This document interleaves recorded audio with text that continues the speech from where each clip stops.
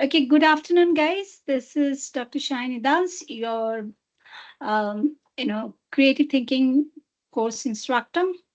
I see Noitik and Ramya, both of you are there. Gokul is here. I just just posted in the WhatsApp that we are in the class. So join us and let's start the class.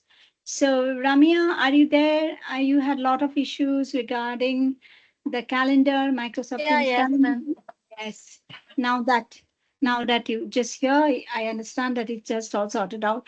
How about your other classmates who had the same issue? Can you? I think they're all in the WhatsApp group. Are they? Because I sent a text. If not, just you are in the WhatsApp group. If it is, then could you please also add them in so they get the notification from me? All right. Okay, let's Okay, ma'am. wait. Thank you, Ramya. Let's wait for 2 more minutes and let me start sharing my screen.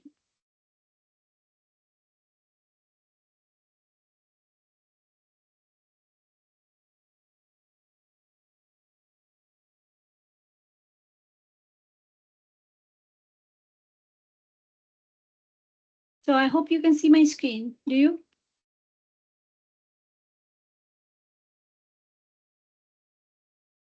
Is my screen visible to all of you? Yes, ma'am. Okay, great. Thank you, Naitik.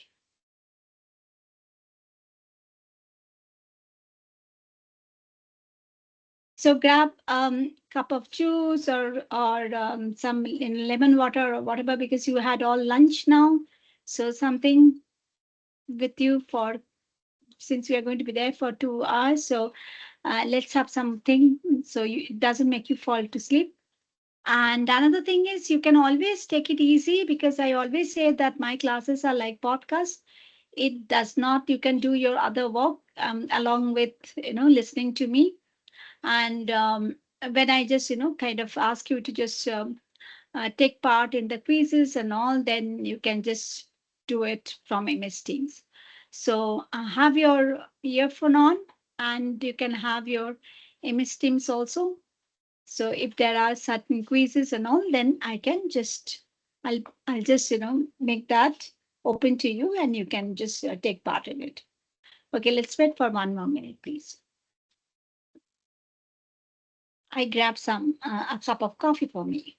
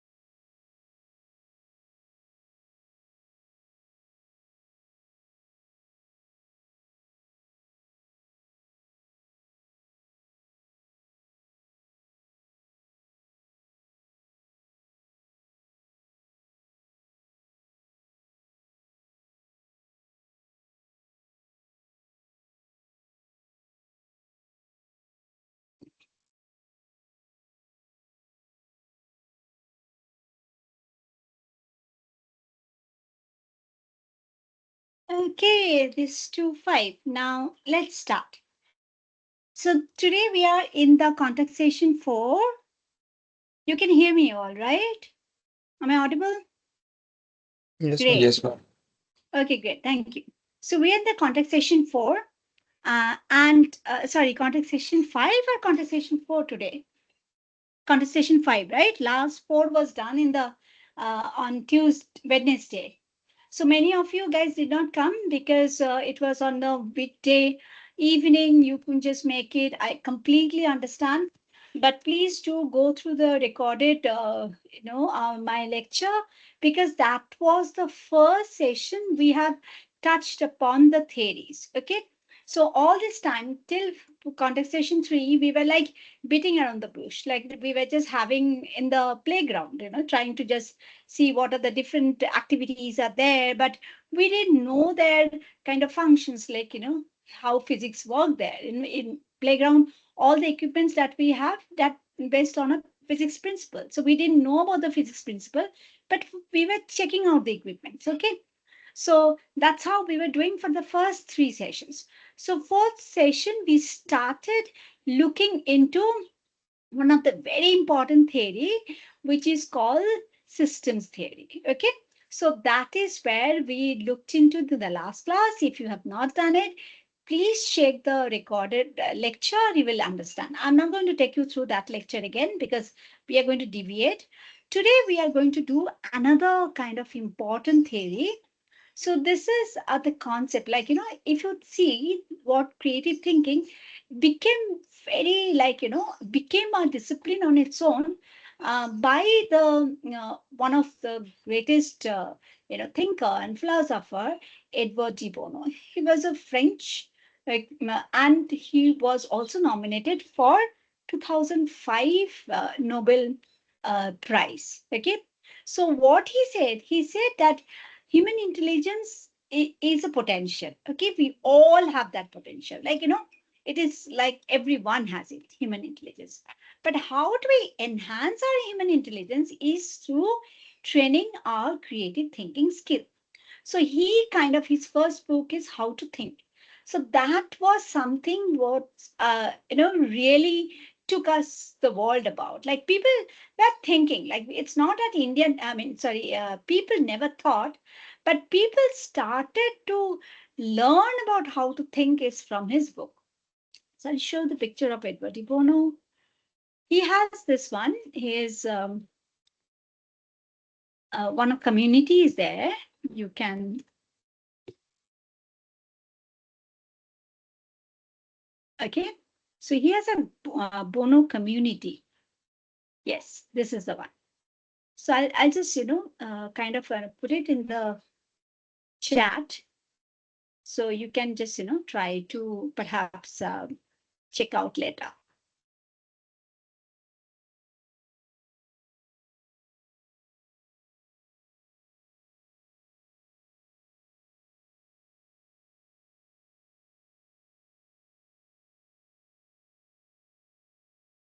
Okay, so you can just, drop in, and there are his books are there, his community is there, and there are a lot of his philosophies being discussed, activities or something. Sometime if it is there is anything which is coming on um, to in your city, or there is any kind of on-site programs or activities, is also informed. So it's a good community to be in. Okay.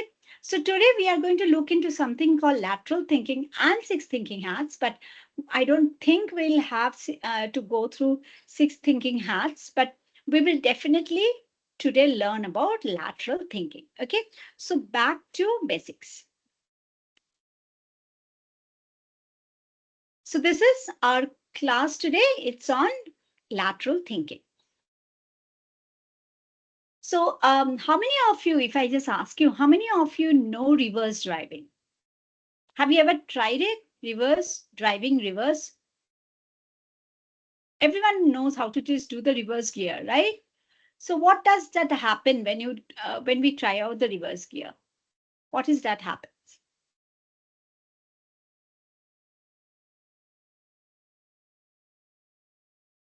Car moves Guys, backwards. sorry? The car moves backwards. Yes, the car moves backward, right? Why do we need to do that? Because car is supposed to go forward. Why do we need to just go backward?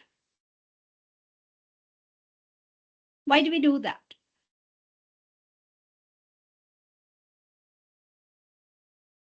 Generally, why do we do reverse? Say maybe we miss our left or right turn, right? Something, and then we go behind. or we are just, kind of in a very gully or alley kind of a place where you can't just, turn your car, then you have to just do reverse driving. So when we do reverse driving, what is that happens to us? I mean, I'm sure all of you guys might have done, right? Whether you are in bike or you are in car. So what is that generally happens? Do you think that we are more cautious? Do we get more cautious when we are doing reverse driving, or we are cool and chill? We can just do it. A All bit right. more. Bit more, right? Yes, we have to. Because what happens, like, guys, I want you, it's not only Apurv is, in my class. I want all of you to just, kind of uh, take part in it. Why I want you to take part in it? Because the class is going to be useless if I'm doing the monologue, and it's not between, I'm not teaching one on one to Apurv. So that's why I want all of you guys to be there. And this is here, you, if you have seen it, this is your leaderboard chart. I've done it till your last class. Let me see. Yeah, till the Wednesday class. So these are the students who are leading. So Apurv is there, Astha is there, Asha is there, Ashvita is there.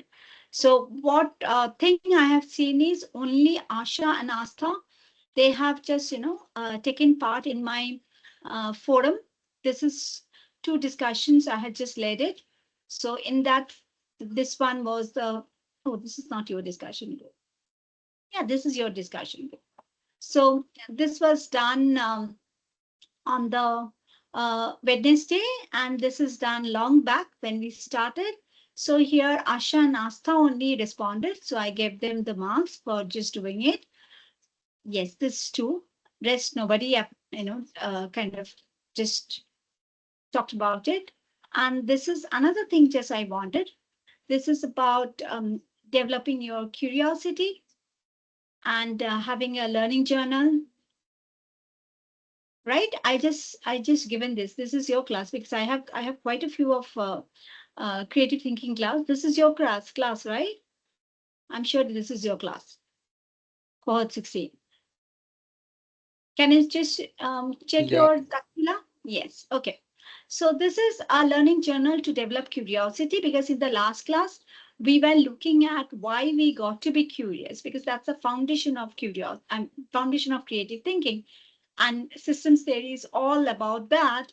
So then we understood that there is a kind of a, you know, you have to just have a learning journal where you can note down what are the things that you are doing, like, how you are getting surprised, like little things that surprises you. So now you start becoming more mindful and conscious of, doing curiosity. Okay, we are always curious, we are always, dropping our ears when somebody else is gossiping or somebody else is on call and you are not supposed to just, listen to them. We are ear dropping, right? Because we are curious. But other times we don't kind of recognize that we have been consciously doing it, but we unconsciously do it. This ear dropping cases or listening to someone's, gossip, we consciously do it. But other times we are unconsciously doing it. So here I'm talking about that you do exactly the same, how you just, listen to others gossip.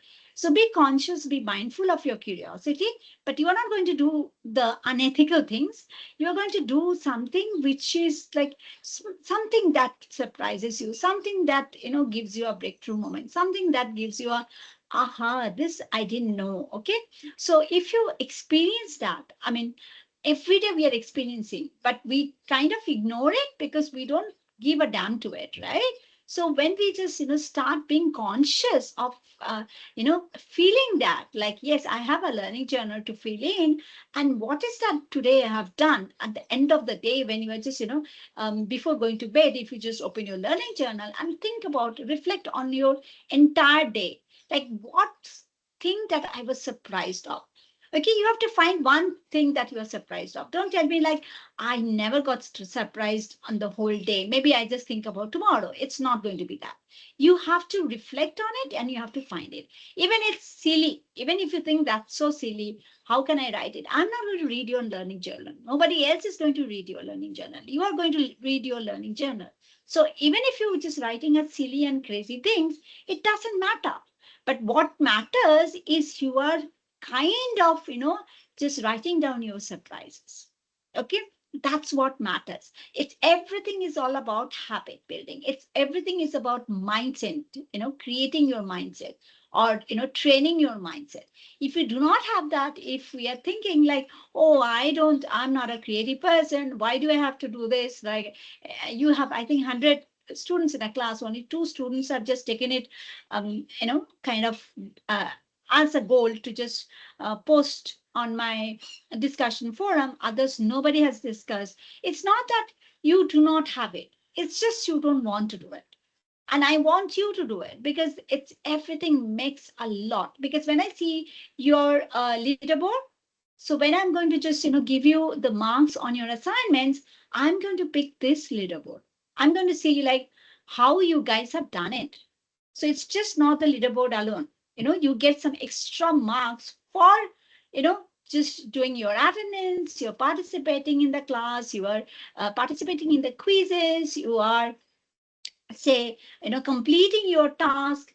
And then I give you that few extra points because your assignment is for 10 marks. Okay. And I'm going to give you that few extra points for you to be in the class. Otherwise, it's like no commitment, no accountability. I know that's how BITS Pilani is. There is, zero tolerance for zero attendance policy, not zero tolerance policy, zero attendance policy. So it doesn't matter whether you come to class. It doesn't matter whether you don't. But you know what we saw? I've been teaching, and our colleagues, we have been teaching for a long time. We see students when then do not come to class, or don't pay attention to the class. When they go and write their exams, we can't actually give them any marks because they do not have any idea about the course. They write them answers as a layperson. They don't write the answer as somebody who has gone through the course for 3 months. Obviously, if you're going through, even if you're not attending the class, if you're not opening the recorded lecture, you are not even seeing the handbook, what is this about, you would be writing, because these are all humanities and social sciences courses, right? You can write anything and everything, but it doesn't mean that teachers, after taking so much of pain, is going to give you marks because of your writing effort. We are not checking your capacity to write or sit in a 2 hour exam and just trying to write whatever you want, stories of your life. We are not checking for that. We're not giving you marks for that reason. We are not giving you marks for just pinning down in yourself to the seat and writing anything. No, we are not giving marks for that. Please don't take us otherwise. We are giving marks related to your subject that we taught. Okay, so when we are teaching, so you have to understand that when you just do this kind of classroom discussion, take participate and all, you actually learn. There is nothing that you have to just learn at the end of the semester or before the mid semester exam or before the comprehensive exam.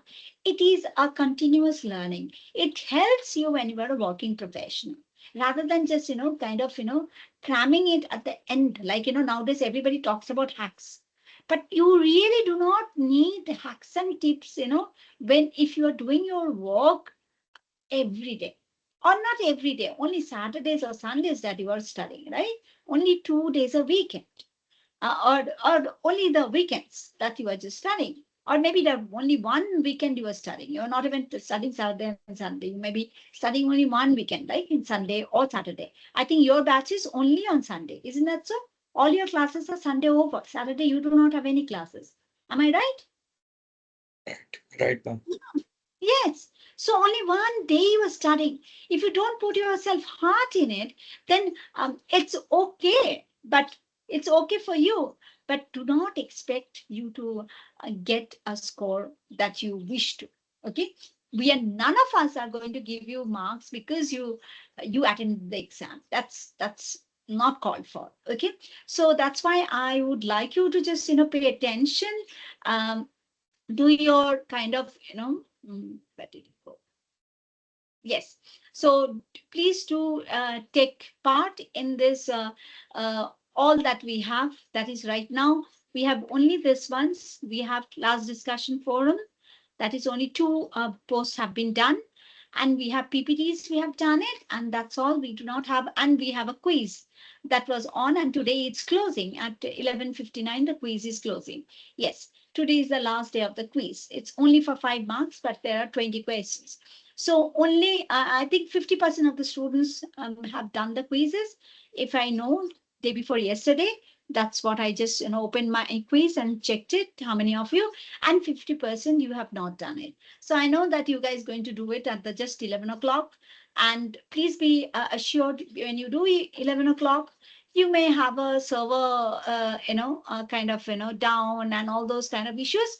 We can't help you anyway because this quiz was open for about 10 days. So if you do it at the last week of time before, after 11:30, it can, anything can happen. And please do not just, ask me any kind of request, not acceptable and not, entertaining at all for me. Okay. So that's about this Takshila. I'm sure all of you know about this, your Takshila portal, your courses. Please do check on your course pages because this is your official, not the MS Teams. I do MS Teams, upload on MS Teams because that's where, when we are doing the classes, you have your things, right in front of you. But Takshila is our official LMS. So MS Teams is not an official LMS. It's just where we are just, just giving you extra bit. Okay. So, but Takshila is where you must check often. At least if you have a class on Sunday, take some time out on Saturday to look into your classes, because obviously Sunday you cannot even wake up, So Saturday, have a look at your classes and just go through and just see what are the different, because if you see, there are a lot of good videos out there. Okay, so this is where I do the live classes, where there are lots of good videos that you can in fact do. Now, here are also the discussion prompt is there, but you don't need to do this discussion prompt. It is just a part of the, the course structure that they have been given, but you don't have to take part in it. What you want to take, you have to take part in it is the one that I have given here. That is below the announcement, the class discussion forum. Okay, so we are not going to go through the weekly discussion prompt. No. We are only looking at this one, which is a very important. So here, from here, we are actually, I am actually giving you this course. All right.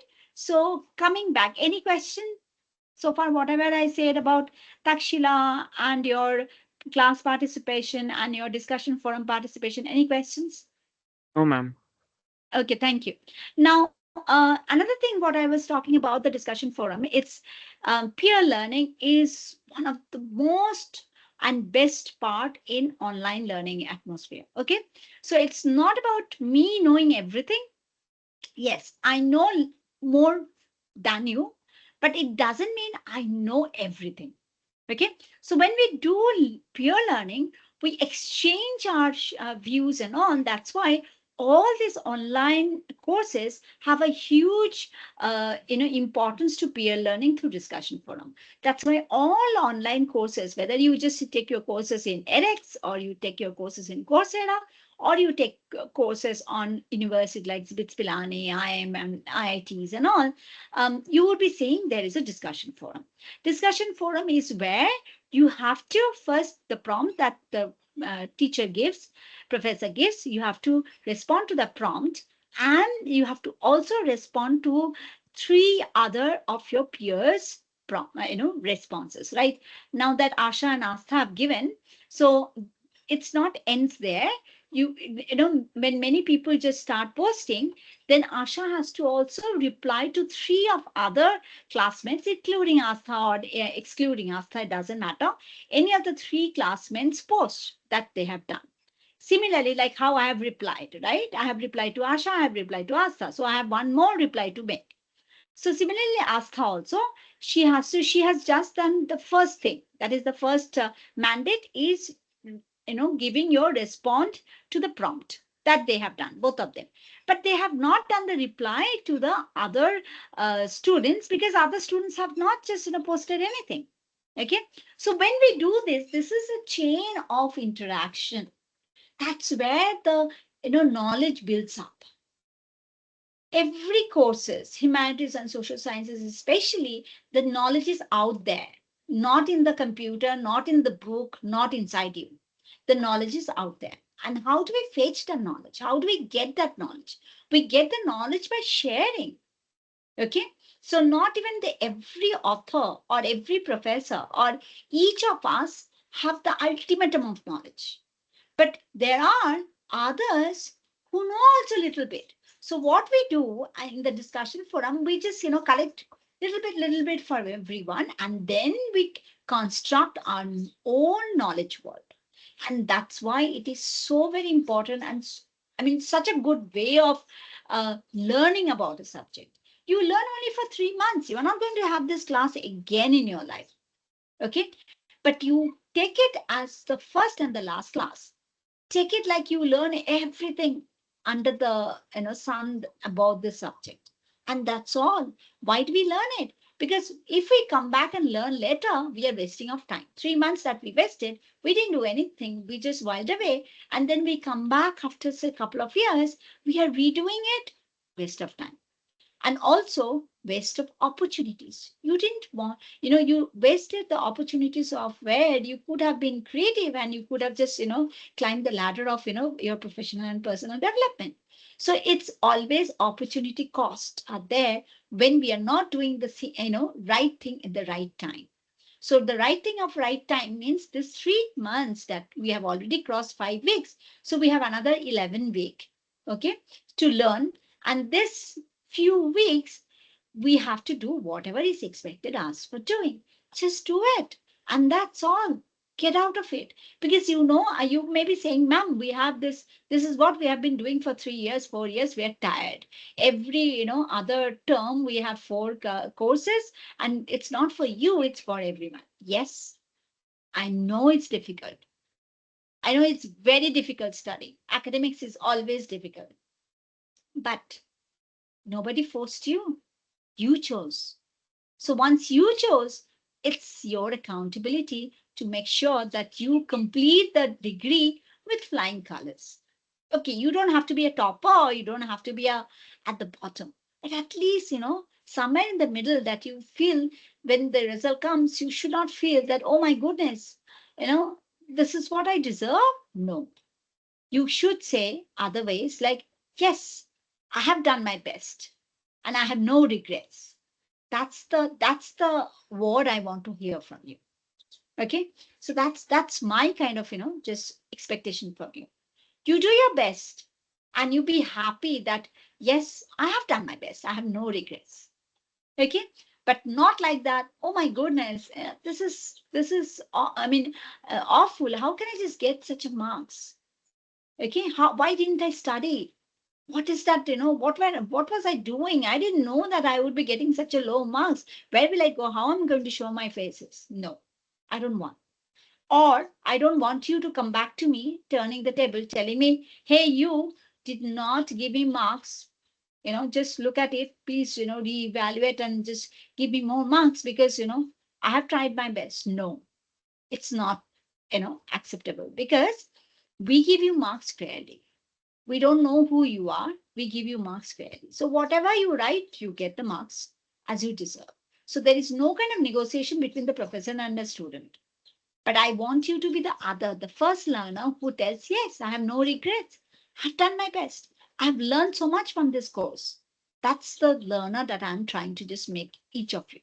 All right. So a little bit of pep talk for you to get back to the track, because I understand that it's hard. It's difficult working and studying. I know it's difficult because I was also doing my PhD when I had a little baby. Okay. And then I had to take a leave of absence for 1.5 year, not 1.5 year. It's almost 1.5 years before the pregnancy. I mean, before the childbirth and post childbirth, because that's the time I got is as a ma'am, leave. Actually, not leave of absence. It was a leave So maternity leave was like that in Australia. It's for almost 2 years maternity leave you can go. So once I was doing it, I was so much occupied with the daily chores. When I came back to do my PhD, I was like lost because I was thinking, where do I start? I had no idea about how to come back to academics. So the same thing I can feel for you because you are into so much in walking. It's very difficult for you to come back to study. But when we commit ourselves that we do work and study together, then there you got to show your, kind of commitment and accountability. And it's make your other classmate or your colleague, somebody to be accountable. Just make the person as an accountability partner and just ask him or her like, hey, on Friday, can we have a just, short call where you are going to remind me that this other pending task, have you done it or not? I'm going to remind you these are the pending tasks. Have you done it or not? This is just an accountability that makes sure that you guys are on track. Okay, you can do that. I mean, I have n number of creative ideas. If I just keep telling you in the discussion forum to just do this, do that, it will be overwhelming. I'm just giving you a little bit of things that it's going to be helpful to you and you can just take it, you can grab it or you can throw it. It's your choice because ultimately it's your choice whether you want to pass the exam or you don't want to pass the exam or you want to score high or you don't want to score high. It's all your choices. I can only motivate you but I cannot make you do what I want you to do. Okay, so coming back to this lateral thinking, so lateral thinking is not a linear thinking, that is taking the car and just going on the straight road. Lateral thinking is like reverse driving, that is we are going to find ways out of the alley where we cannot turn cannot take a u-turn and again start have a linear way on the straight line. We cannot. So we may have to just go behind and we have to find our way to come out of the course. And many times I think you guys when you just do the video games you do that kind of thinking, lateral thinking. You do it as a fun base so you don't understand that what you are doing, but there are a lot of ways when you see that how do I come out from this say lane. That's like when you are just you are do or die, it's all breaking off or the fire is coming and you're just trying to find the way to be doing. You're all doing lateral thinking. Video games is an exceptional kind of innovation in human innovation where we are actually using creative thinking. The video game developers use creative thinking. The users also use creative thinking. That's the best part of it. Okay, it's not that the only one person's job. It's the even players have to be. So that's why it's many things we do it without knowing it.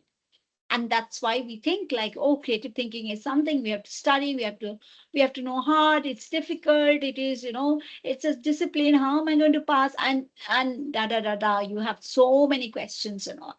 It's not. You are just doing it everyday life. So here we are just trying to reflect on those activities. We are just trying to just see what perhaps we have been doing and how we can do better. So that's the only thing. We're just, picking up those, identifying those activities, identifying those tasks. That's what we are doing. And trying to relate our subject with those that you have done it. So it's easier for you to understand, recognize, identify, and practice it again. And practice makes perfect. So the more you practice creative thinking, you're going to be a pro. If you do not practice creative thinking, you can never be a creative thinker. Okay, so that's this both points are there. So if you're linear thinking, this is the problem. This is the like wall, and you have to just reach here. This is the destination. So linear thinking is we have only straight jacket, so we are just going this. But when it's a lateral thinking, we just don't have straight line. We can go any way, any different way. So that's how the lateral thinking works. Just stop me if you think like you have something to ask me. Okay, all right. Now, I will tell you something about lateral thinking a little later, a video. Before that, a small kind of, story.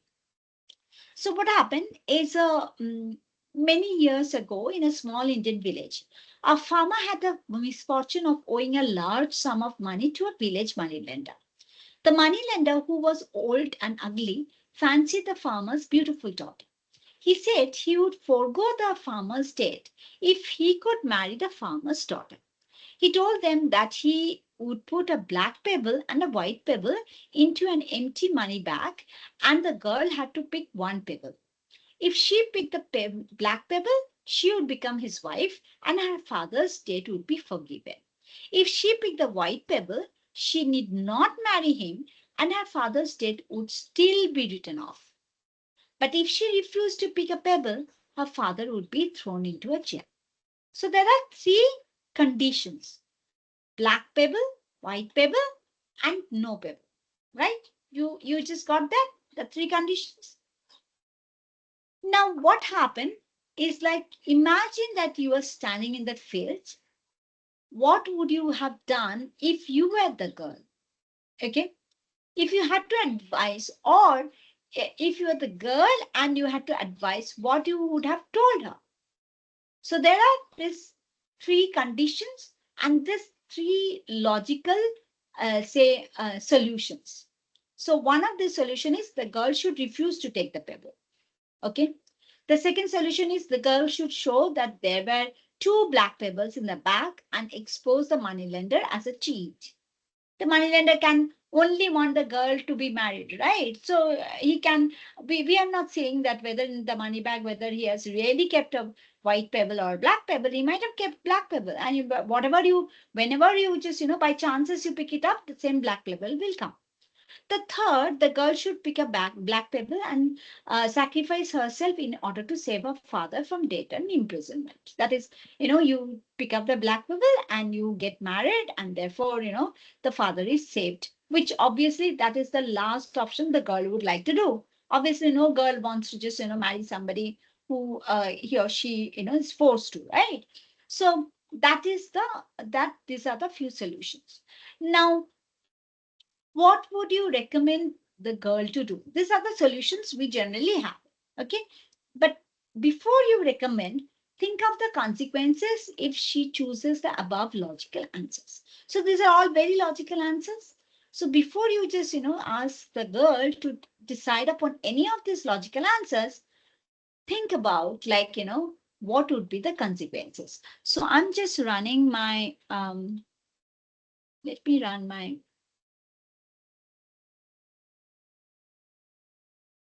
okay chat.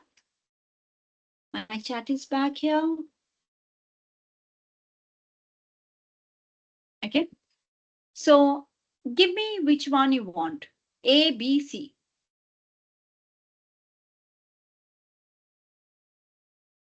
You can see my one, right? Yeah. A, B, C. Write it in the chat. A, B, or C.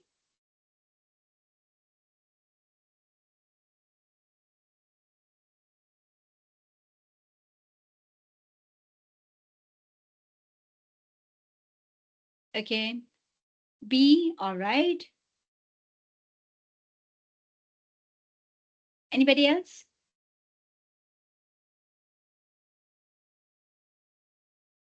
Okay, Chaitanya is B. All right.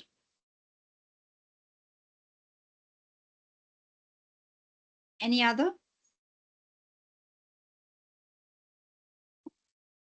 All right. Now, what if the man was really not cheating? He has kept both white and black pebble. So how would you just prove him wrong? Chaitanya and Apurv, what is your kind of, say, defense on it? How would you prove him wrong when he's an honest person? He may be a bad person, ugly person, but he was honest with the daughter. He actually kept both white and black pepper. So we're assuming the person is honest. Exactly. If the person is honest, not assuming the person is honest, and he has kept a white and black pepper, then how is your answer going to be validated? The girl, I would like to change my answer to A. The girl should refuse to even take the pebble. Okay, if she refuses, then the father would be imprisoned, and the this one also, the loan would not be even waived off. But here comes the question of free will, right? The girl has her own free will. She's not bound by the loans of her father. She shouldn't True, be. true, very true, very true. But here, um, this is like, free will is also there, but emotionally, a daughter or a child is connected to the, father's, maybe he or she would not like to pay the money, or she would not like to get married to an ugly person, but she would definitely feel bad if, her father is killed, right? Or imprisoned. So there is a kind of a trick there. So this is why I gave you this, these are all generally what we have it as riddles, right? Most of the riddles are like tricky. These riddles are actually make us think lateral. Okay, all the riddles that you just, when you go, when we're little young, used to just, start, I mean, show your smartness with other friends and relatives by just, telling the riddles, right? All children do it, right? They want to show that they're smart, and they want to just always state riddles in front of the family and friends. So little riddles actually help you to just build that lateral thinking. Now let's see what the girl has actually done. All right, let me go back. So what the girl actually did, the girl put her hand in the money bag and drew out a pebble. Without looking at it, she fumbled and let it fall on the pebble-strewn path, where it immediately became lost among all other pebbles. Okay. And then anyway, she says, oh my goodness, this is the white pebble I had. So white pebble means I don't have to marry, and my father has to be written off all the loan. So now when we do that, we feel it's very logical, right? How is that possible? What if, that's not the right way of doing it? So we are actually bringing logic. Actually, lateral thinking says there is no need to be logic. Riddles, most of the riddles have logic or don't have logic. Tell me yes or no. How many of you raise your hand. How many of you guys think that riddles that have logic? Have logic? Raise your hand.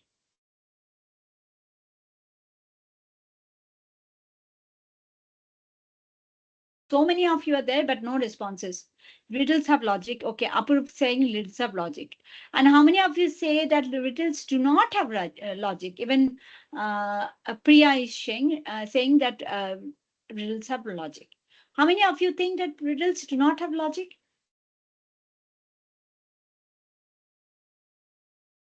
Nobody?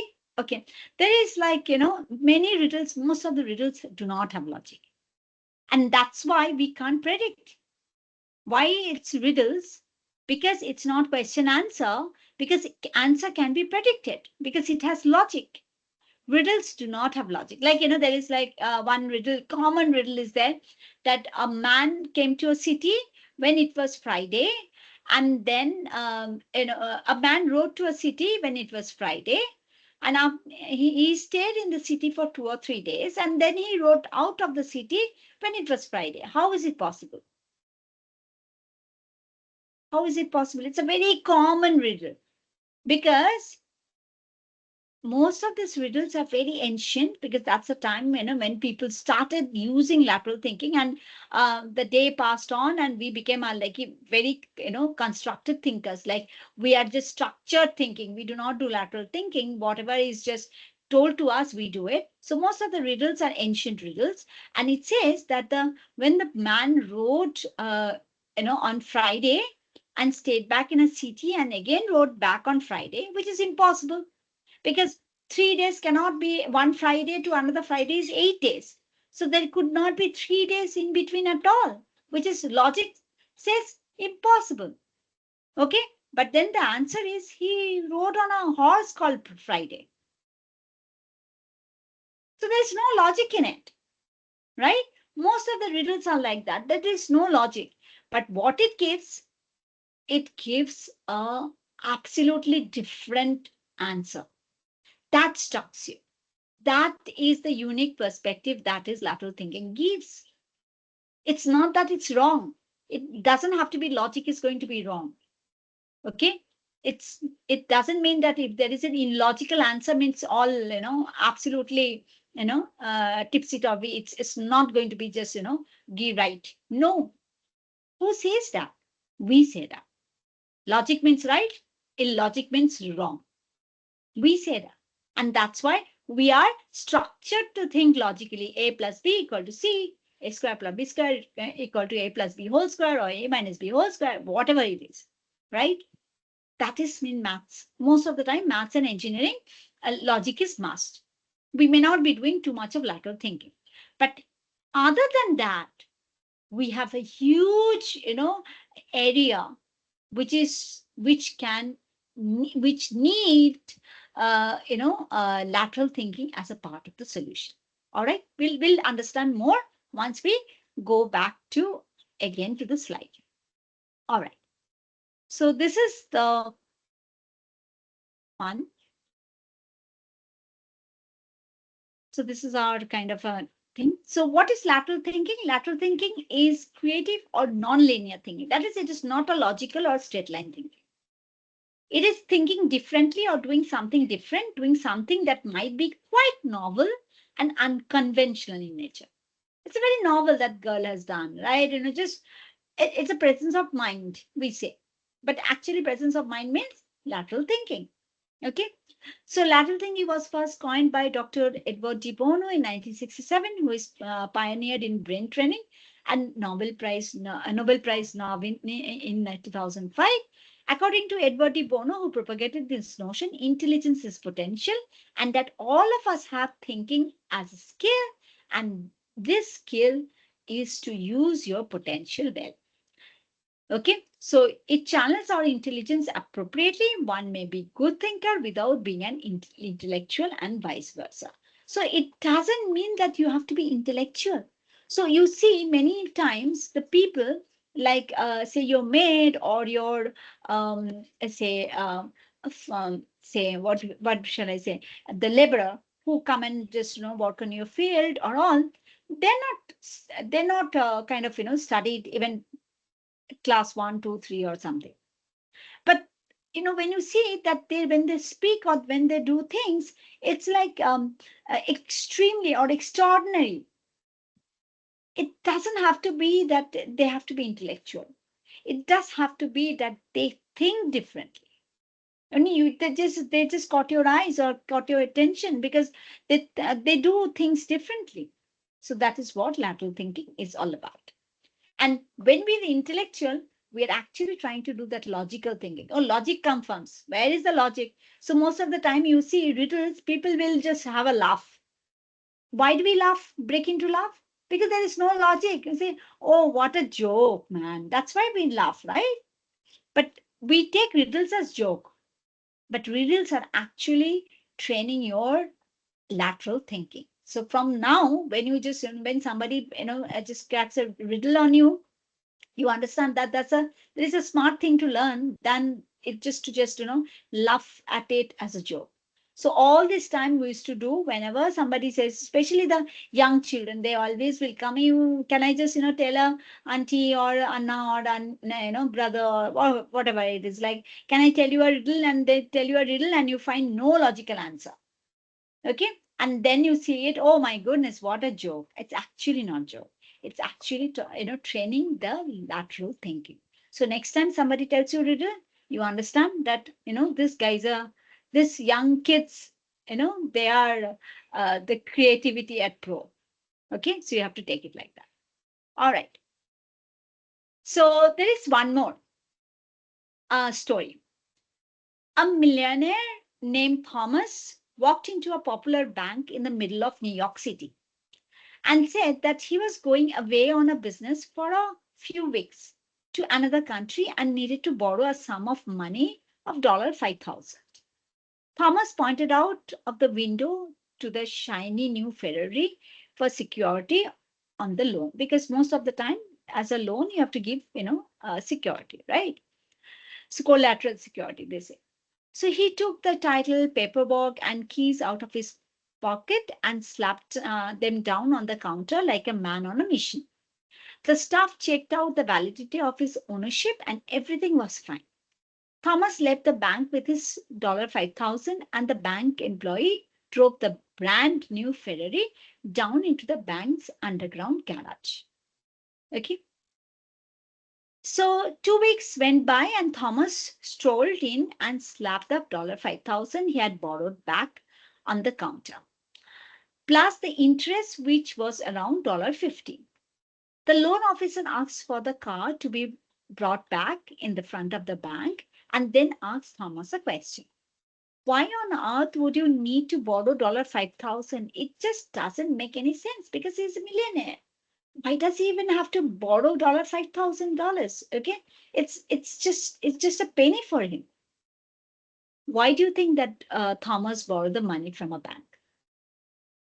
What is your answer? He borrowed because he would when he would try to park his Ferrari on any parking other than the banks, he would have paid a lot more than he paid here. That's why. Absolutely. Yeah, that's the answer. So many of you would be knowing because this is also a common. But the think about the logic that he knows that because when a businessman who is a millionaire, so he knows that his every asset has a lot of security, right? So he knows it's not about parking. He may get at a garage, to park for his car, but the safety of his parking was questioned. So he goes beyond that. So he doesn't mind to pay that $5,000, for parking. Well, it's a bank's garage, so it will be more safe because bank has the accountability to make sure that everything is safe. When you are just just putting it in another garage, it says that your things are at your own risk. We are not going to take risk. Most of this garages and all, they're the marketplaces or shops or wherever you keep something that you keep things at your own risk. That's what it's told, right? Nowhere it says that we are going to take share the risk, but except bank, because bank is giving a money. It has a collateral security, and therefore there's a risk is shared, bore by the bank.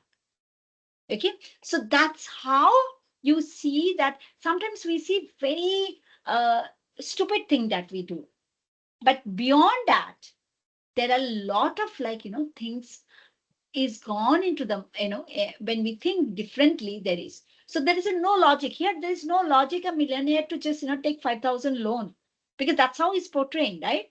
He's portraying that the guy, I'm just I need $5,000 and please for that I'm just keeping my Ferrari, you please give me a collateral security, loan on collateral security. So it's exactly matches with whatever the bank's conditions are, loan giving conditions.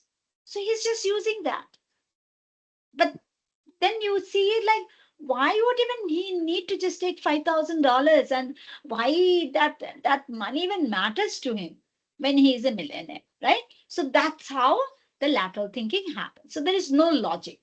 What happens? It just goes beyond.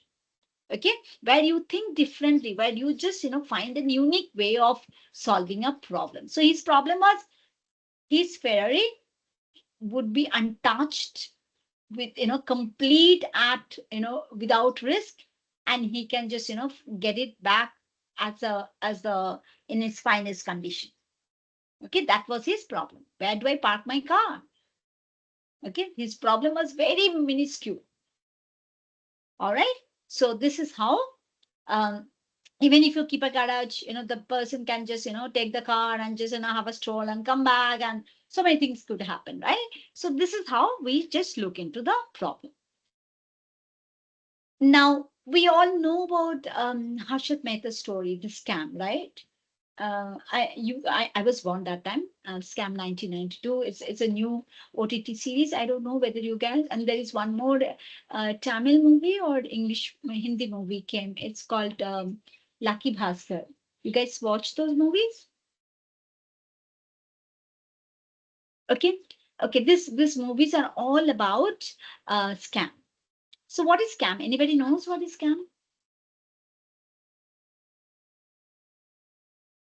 Scam is when we are just, doing kind of loitering the money. Okay. So it is obviously unethical. No state or no government or no country allows people to just, kind of, play around with a huge chunk of money. Money is mostly a public property, right?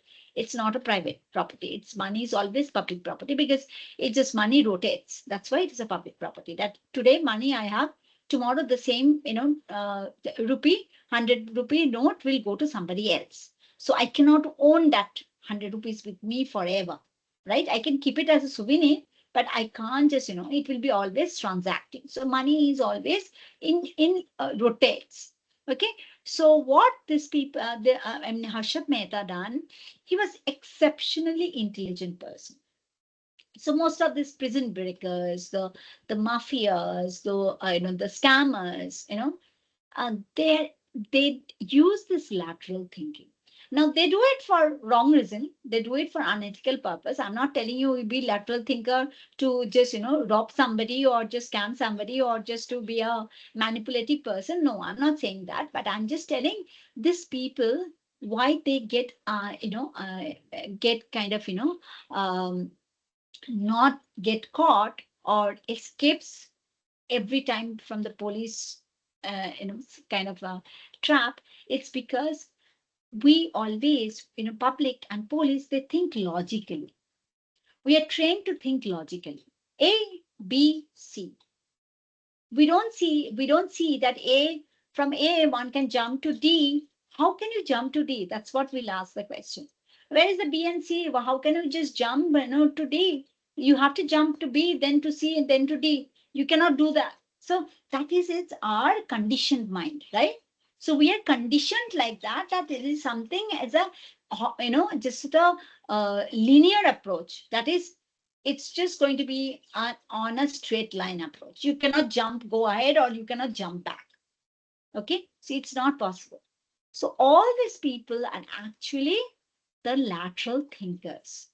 That's why they just found out, because these people are very intelligent people. Okay. They find the loopholes. The problem was not their intelligence. The problem was the loopholes they found it. The why the scammers and all, and especially Harshad Mehta and all, when they were jailed, and that time when he was jailed, it was like, people were all talked very bad about him. And just, I mean, I remember we every time it used to be coming on the, in the newspaper. So I was, pretty, in 10 years, 10 years old. And then, I could even remember very well, people were all talking about that. Okay, Harshit Mehta's. So we only knew him as a monster. We never knew him that why he was a monster, because he thought differently. He thought things on a different perspective. If you watched Lucky Bhaskar, you would understand. Or if you watch the this OTT series, the Harshad Mehta story, the Scam 9, I think there was another story also came for some time. So these people have thought differently. They're manipulated, though, but they manipulated the problems, the loopholes that the government had. And that's why they were imprisoned, they were tortured, they were brutal. Government was brutal because government understood that there was something gone unnoticed by them. They could not fill that gap. So these people have used that gap. So understand that, like, these people were the identified that problem where the gap is, and then they manipulated that gap and used it for their own benefits. So it's a lovely story. I mean, why I'm just telling you, because I could understand Harshit Mehta from a different point of view because of teaching creative thinking. So I'm not a general public who would say, okay, this is all bad, it's very wrong, look, he's a cheater and all. So there is another side of story where, the story tries to say he's a family man, he's an exceptionally brilliant person. So he could find the faults. He identified the faults that government had, which the government people did not know that that's how they can just, they can find they should have just filled the problem. Same thing for the Lucky Bhaskar, also the similar, very similar thing, from Harshad Mehta. So these people were knew what happens. They understand, they relate, they just connect the dots easily. And then what they done wrong was they manipulated for their own benefits, not for the people's benefit. When it is when you are Robin Hood, when you are helping the people, then people don't mind. But when you are helping only yourself and your family, then obviously people will mind, right? So that's what happened to that. So I'm not showing this. I'm just putting this you can watch it later because we don't have time much. Let me see. Where is our chat gone?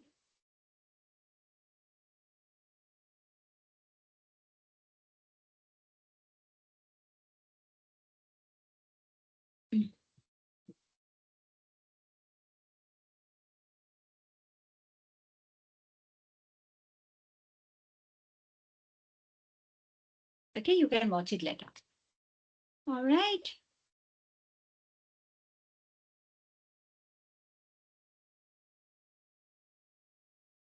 So let's move on. Now we all watch T20. So we all watch T20. And do you know how used to be the cricket game before? Anybody knows about cricket game?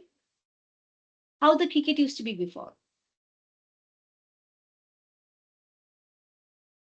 Old times, have you seen like John Bradman and all these people used to, or David Bradman, whatever the English in the highest scorer was.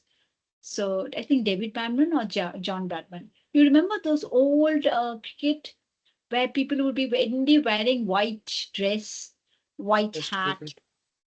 right? You remember? Test Huh, cricket. yes. So, and they used to play for the whole day. The cricket would be played from the morning to evening till the sunset. So it has to be completed, and there'll be 50 hours of 50 over balls. The 6 balls are over, and there'll be the 50 overs. So it will be long day, and people had a lot of time. They could watch the matches from morning, say 9 or 10, and it will go on till 5 o'clock in between a lunch break. People had a lot of time. And the dresses will be white and everything. That is like it was a sport of, say, luxury, like, lawn tennis and all tennis, like tennis. It was a pleasure, people, sports for rich people because we had the kings and like Pataudi and all, they were the players, right? Most of the people with silver spoon were players, like how we see the tennis. So it used to be like that in cricket. Now, people started losing interest in cricket because now what happened is not everybody is rich. More people started working because employment was a problem.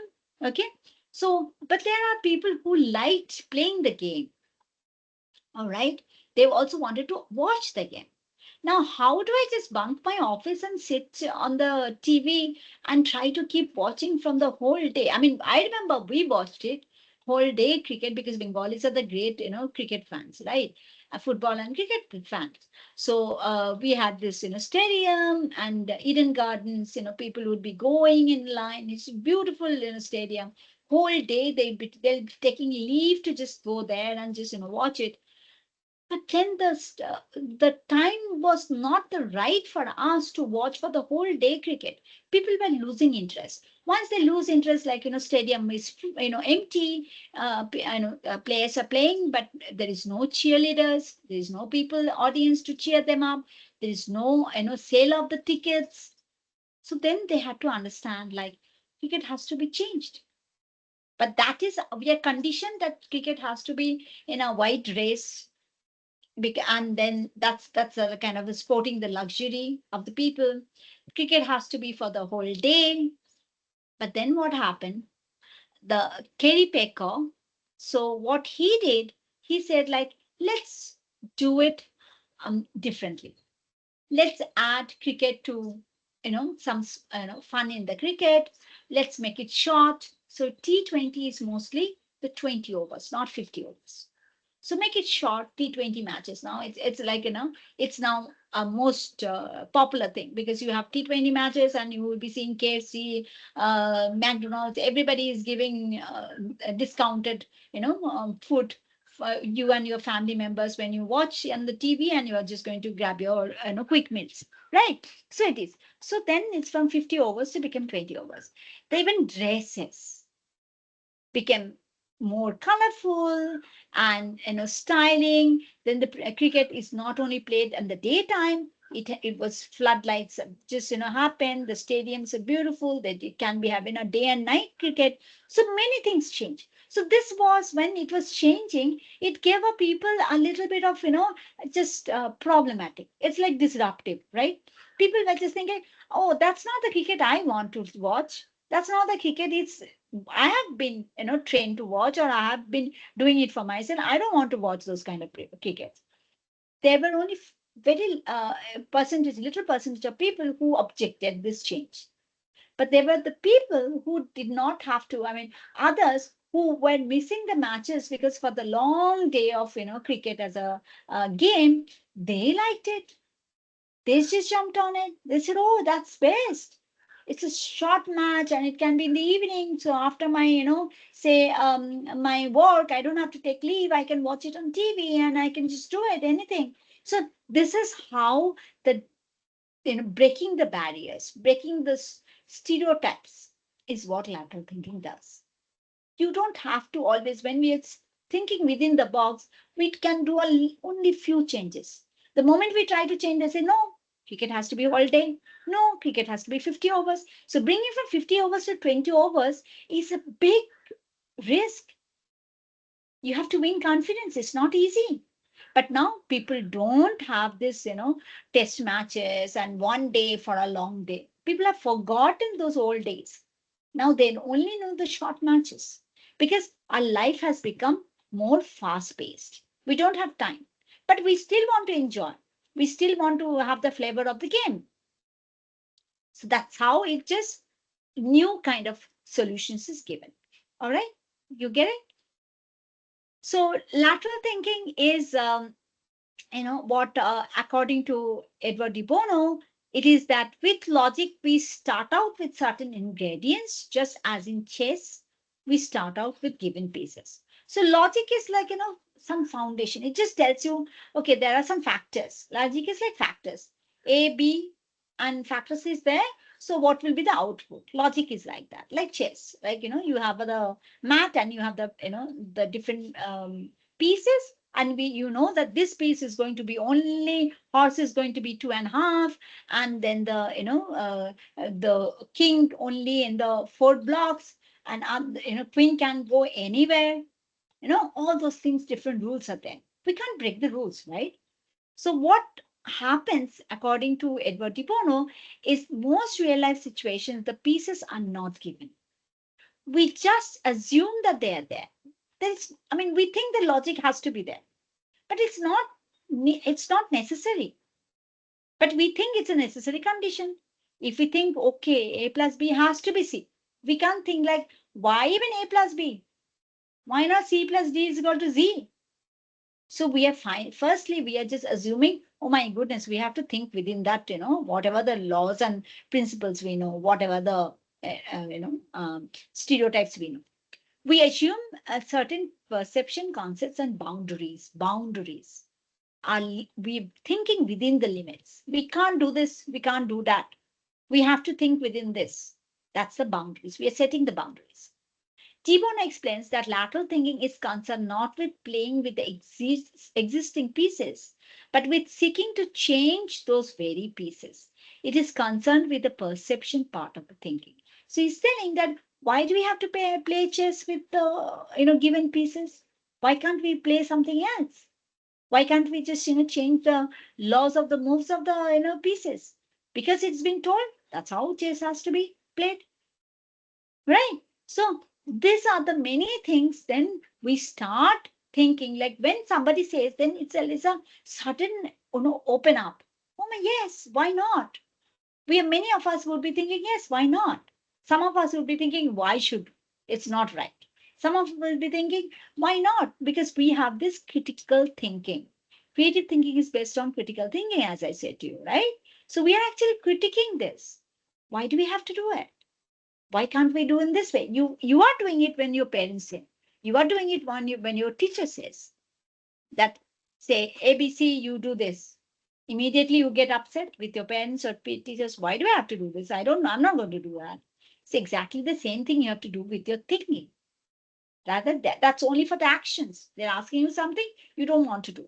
But this is about your thinking. So here you have to do exactly the same, like how you get upset with your parents or your professors, like they're asking you to do something. So thinking has to be also done like that. You have to, you know, challenge the thinking. Why do I have to think in this way? Why can't I think in that way? So that is all about lateral thinking. So this we know a lot. Half filled bottle or a half empty bottle. I'm not just going in. Now, do you know someone called Michael Cullen? All right. So when we had the stores, ancient days, like, or not ancient days, in the old days, so olden days, so we had always had shops like a shopkeeper. That's why we called something called shopkeeper. We had like in English vocabulary. Shopkeeper will be there. There'll be the block between the, kind of a block between say the shoppers, the shopkeeper, and all the products will be within the reach of the shopkeeper. So what the shoppers would be doing, they'll be asking, right? Like any convenience store or any pharmacy or any kind of stores that you go, not in the malls or supermarket or something, but when you go, mostly there is a barrier between the shoppers and the shopkeeper. And what shoppers have to do, they have to ask, like, can you please give me this one? Can you please give me that one?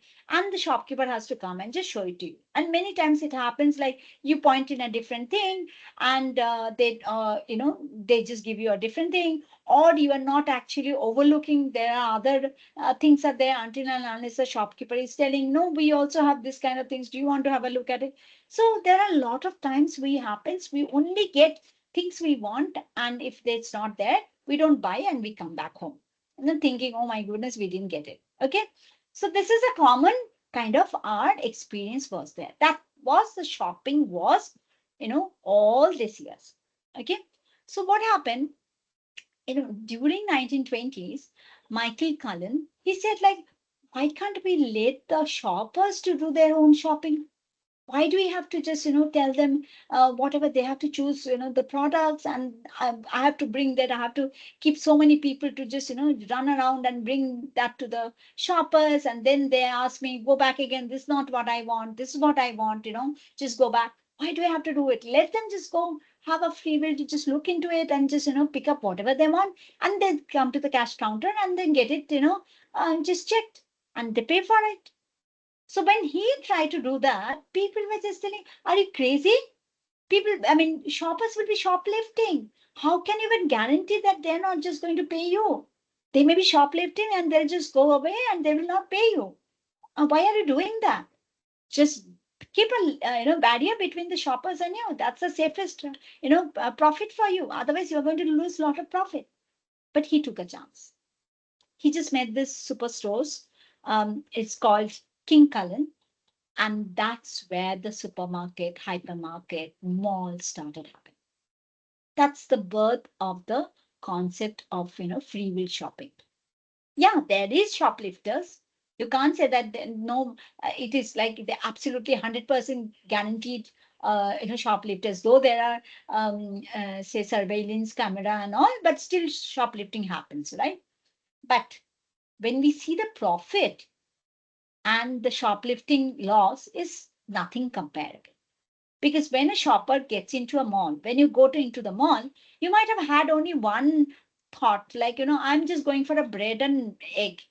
I'm not going to get anything else.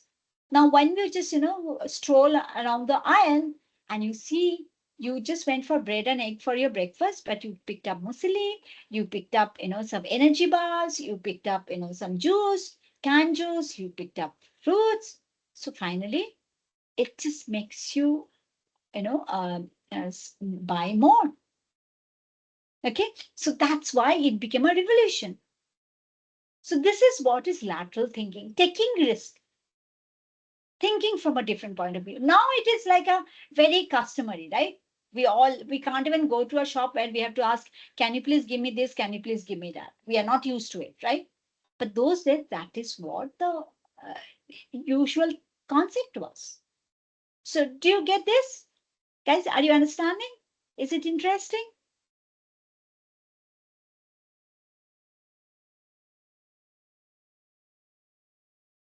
All right. Let me see if it's been okay. All right. So what lateral thinking is talks about, more creative answers can be obtained by taking a step away to re-examine a situation or problem from an entirely different viewpoint. Like, you have to look at the same problem, from a very different, not from a logical point of view, not from a, within the boundaries point of view, but from a very different point of view. Lateral thinking is the mental process of generating ideas and solving problems by looking at a situation or problem from a unique perspective. It is the ability to think creatively or out of the box.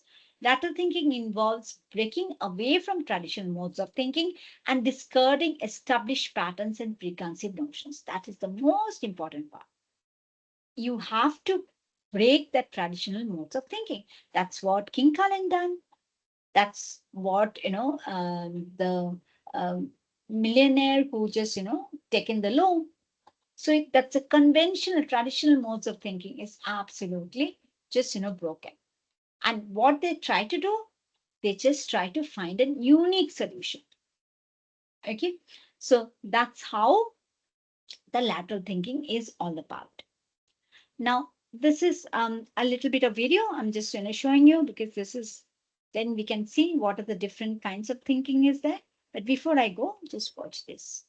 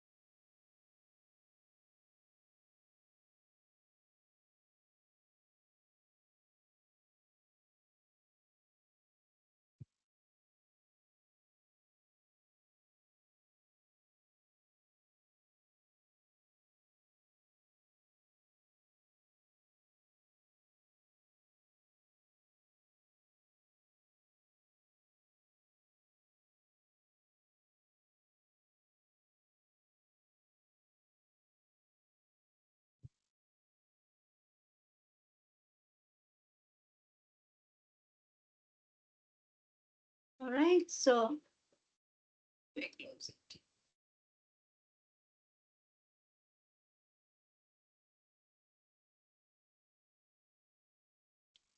All right, so you can watch this also later in case you are interested. Now that I have shown you what is your definition of lateral thinking, that is, I'm not asking you to define it, but I'm asking you what do you understand? What is a one a keyword that just caught your attention about lateral thinking? Can you give me? Can you just post a keyword that you feel most compelling when we watch this? What when you heard me and when you watch this video? What is the keyword that comes to your mind when it is a lateral thinking? Like for me, the keyword that comes to my mind is breaking tradition. Okay, so that means breaking traditional thinking process. Can you guys write it? I see 12 members are there, but I don't see anybody. Innovation. Sorry, Apur? Logical. Innovation. Manish is telling logical thinking. Logical thinking, Manish is saying you are okay. It's not logical thinking. That is what you mean to say, Manish? Yeah, ma'am. Okay, yeah, it's not logical thinking. Very good. Yes, Apur, can you write it, please? Can you put the keyword?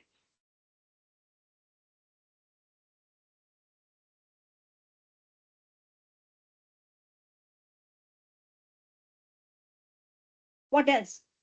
Ramya, Vijay, Gokul, Chaitanya, Varshita, Achal, innovative ideas, yes.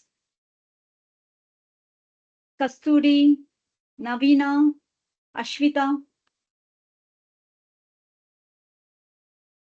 If you're dummy there, then you are not going to get that leaderboard marks, okay? If I'm asking you, calling you out, you have no responses, means your dummy presence. As I said to you, yes, when I'm talking, you can listen to me as a podcast, but when I'm asking you to do something, you have to jump to back to your system and just, or on your phone, you have to just, answer to my questions. Otherwise, you'll be regarded as a dummy participant. And for that, you don't deserve a marks or class participation. 100, 100, 200, you don't get those points. All right. So, yes, there are many things that said. One of the important thing that we will come now is the difference between these different kinds of thinking. Okay. So let me come here. So we know something called vertical thinking, but the already the video was talking. Then there is something called horizontal thinking. Then this is lateral thinking. Vertical thinking means, there is a straight line, right? It's a straight line approach. And that's what the video was talking. It's about a logical structural approach. Like you from A to you go to B point, from B to into C point, and that's how you have to just take it. You cannot go to A to C directly. So that is how the logic, the vertical or or it's called convergent thinking. That is a very logical step-by-step process. What we do it in maths, absolutely step by step. A minus B whole square is equal to A square minus 2AB plus B squared. We cannot say A minus B whole square is equal to C square, right? We cannot do that. So there is a step-by-step process. So the approach is, when it is a vertical convergent thinking, approach is direct. That is because it's a straight line. It's a direct approach. It's logical and it's sequential. Like I said, step 1, step 2, step 3. Okay, like a wall. We cannot just immediately just go up to the at the top, right? We have to always start the wall at the bottom. So there'll be first layer of bricks, and then we are going to design the bricks on up. But first layers of bricks have to be there, right? Then horizontal thinking, which is like a straight line. So vertical thinking is like this one.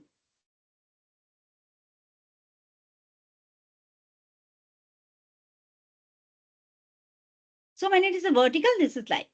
When divergent, this is like. Lateral thinking is like, it can be even anything. Okay. So horizontal is like a straight line, slipping line.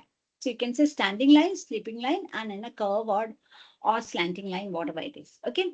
So when it is a horizontal or divergent thinking, what happens? It is we are trying to find more. Convergent thinking, we are trying to find one solution. Divergent thinking, we are trying to find many solutions, multiple ideas. When lateral thinking, we are actually trying to find indirect, unconventional solution. Make sense? So vertical, it's one solution. Only this solution is possible, like maths, equation. A plus B whole square is only this one. It cannot be anything else. Okay. But when divergent thinking, we can say a plus b whole square is equal to, different ways of writing we can say a square minus 2ab plus b square, or we can even write a square minus 2ab plus b square plus 2ab, and that 2a minus 2ab, 2ab gets cancelled, or whatever the different ways we can write. Okay. So multiple ideas we can do. Okay. But lateral thinking is we are not going into that a plus b whole square analysis at all. We are going absolutely random, different. Why do we have to stick to that? Why do we have to just, do the a plus b whole square formula only? We can do anything. So, we're not even going to even mathematical formula. We just completely go into a pure art. That is what is lateral thinking. It's unconventional. Like most of the time we see architecture, right? Architecture is a very engineering sciences, right? And engineering, that civil engineering or mechanical engineering, they would be saying like only this way we can do.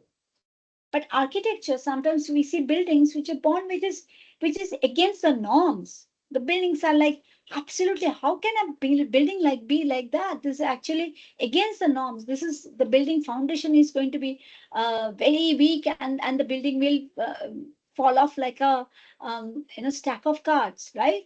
That's what we think. But they actually, when we see that the buildings, staying tall, buildings staying strong, like, Leaning Tower of Pisa, it did not just, fall all these times. It's still leaning, but it did not fall off. Okay, so that is what is lateral thinking. All right, does it make sense? Do you guys understand me? Yes, no? Yes, ma'am. Great. Focus.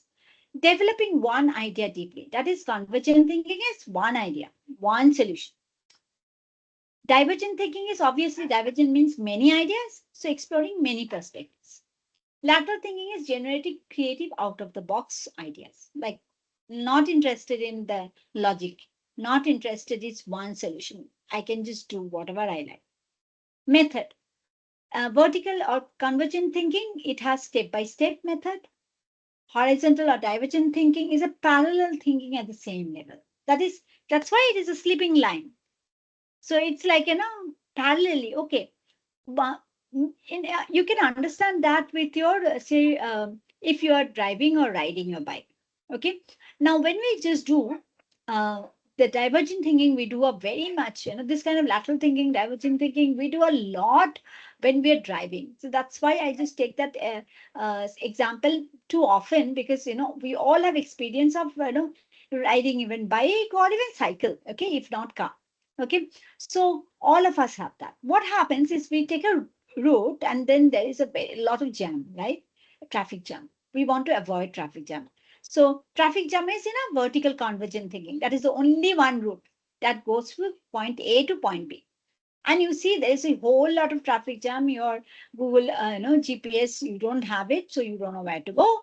But then what we do is we see that, okay, there any, if this road goes straight, maybe I can take a parallel road, which will also go to the same distance. Okay, same point, but maybe I'll go towards the left, or I'll go towards the right of this road. Okay, so we take this. So it's like a parallel. And then we find maybe we are far away from our destination, or we are closer to our destination. And then we also see at that point of time that we have avoided the traffic and then we came to the main road and the traffic is flowing better. So we are happy. Now, lateral thinking is doing it is more that, okay, all right, now all the, this is the parallel, this is the straight line. Let me just do a little bit of shortcuts. So all shortcuts are lateral thinking. You have seen that shortcuts most of the time when you go it. First time it would be like a, blind alley, right? You think like, how can I am going from here to there if possible through these shortcuts? So shortcuts are lateral thinking. Okay, because everyone knows shortcuts, right? And you would see that when you are taking the shortcut, it's like a very complex, very kind of, confusing. You would never think like even this shortcut can lead to me here. Okay, but when you see that, you like it, that it just, avoided you traffic, it avoided you from, just getting lost. You got it even earlier than you expected. So you are happy with that. So this is how the vertical, horizontal, and lateral thinking works. Okay, next time you take a shortcut, think about your lateral thinking. Next time you just, stand in the in traffic jam, going to point A to point B, think that, you are doing the vertical convergent thinking. So you better, try to find different things, either divergent, or if you're too, risk-taking, then go for lateral thinking, find a shortcut. Okay. All right. Now the goal is vertical thinking has a clear and logical solution. Okay, it's a convergent. Only convergent means only one point, one solution. Horizontal thinking has variety of ideas. Lateral thinking has innovative and alternative solution. Innovative shortcuts, I said. It's an alternative solution, and it is also innovative. Like you are just going into too many different ways, and then you found your way closer to your home. User case. For well-defined problems requiring clear steps, divergent thinking is mostly brainstorming, and lateral thinking will when the conventional thinking fails. When conventional thinking does not, give us the expected result, then that is conventional thinking. Both, convergent and divergent are conventional thinking. Convergent is a one solution, divergent is a, many solutions, but both of them are using logic. Okay, none of them are just say ignoring logic. Both of them are actually, very importantly looking at the logic. Okay, and then lateral thinking is where the logic is failing. Even if you had logic, still the problem persists. Still the solution is not long term. Then what would you do? Then you have to find some crazy idea, right? So let's say this, crazy idea. Many of us have a experience of hiccups, right? Many of us. So what we do, logical thinking of hiccups is like drink water, and then hiccups will go. Okay. And some of those, they say breathe, stop your breathing. The logical thinking, then your hiccups will go. So those kind of things are there. Okay. Sometimes you see people do very obnoxious things for hiccups. You would say, how come these are, somebody does like that and they get some result. So therefore they feel like, okay, then those things are like, it's not that every problem, whether it's a physical problem or a social problem or an environmental problem or even natural science problems, every problem can have different solutions. Okay, it need not be only one or two different solutions, it can be many. So the smarter you are, solutions are better solutions you are going to make. The more creative you are, the better solutions you're going to make. Okay, so that's how we kind of come to this conclusion. And thinking style, vertical thinking is a very structured, like you have to be within that, thinking box. Horizontal thinking is a, you are not, you are more accepting. You are broad and open-minded, right? You are just accepting. Okay, this perspective is also important, that perspective. And here, perspective is not at all.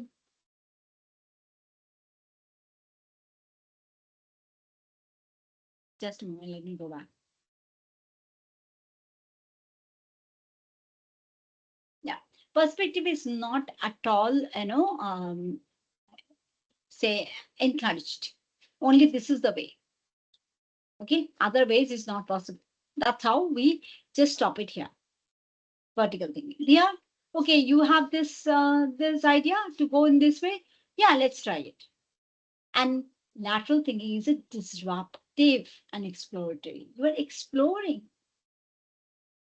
You are just doing something which is odd, and you are exploring, and there you find it may work, it may not work. It's not that always remember the vertical thinking is a very sure cut to the destination. Horizontal thinking is you are you still have you can go to the destination, but lateral thinking you may not even go to the destination. But if you go to the destination, you find a new, absolutely new ways. So that is what the lateral thinking is. So difference between horizontal and lateral thinking, we saw this is the vertical, horizontal and lateral thinking. This is horizontal and lateral thinking. Horizontal, as I said to you, it is many ideas. Okay, we are actually accepting many ideas. We are not just accepting vertical thinking, one idea, we are not accepting it. We are open to many ideas. So what is then how it is different from lateral? The thought process or method used to generate creative ideas by exploring many possible solutions and solving problems through an indirect and creative approach is lateral thinking. Lateral thinking. To investigate wider and not deeper. So horizontally is, we go wide, but we don't go deep. But lateral thinking is involving ideas that may not be obtainable by using a traditional step-by-step logic. So we are going into deep to the problem. Okay, we are not trying to find hacks. We're trying to go deep to the problem. So, horizontal thinking is like a hack, going for many ideas. Then usually concerned in a way in why a particular problem occurs using reasoning that is not immediately obvious. So lateral thinking where actually we give some kind of logic, some kind of reasoning, not logic, some kind of reasoning which is we feel it impractical, which is like stupid, and but it's not like we don't understand that why the person is thinking like that. But here, horizontal thinking is it's we understand that objective of the person, like why the person is thinking, yeah, because there is a clear perception is there. But lateral thinking is like very abstract, very crazy. So we don't find the clear meaning of it. Requires more time, data, and background study. Horizontal thinking and lateral thinking is a concern with the movement value of statement and ideas. Like, it's a very abstract, as I said to you. It's like, it changes, it shifts, it's an abstract. Let me close the window because there's some street dog is making a lot of noise pollution.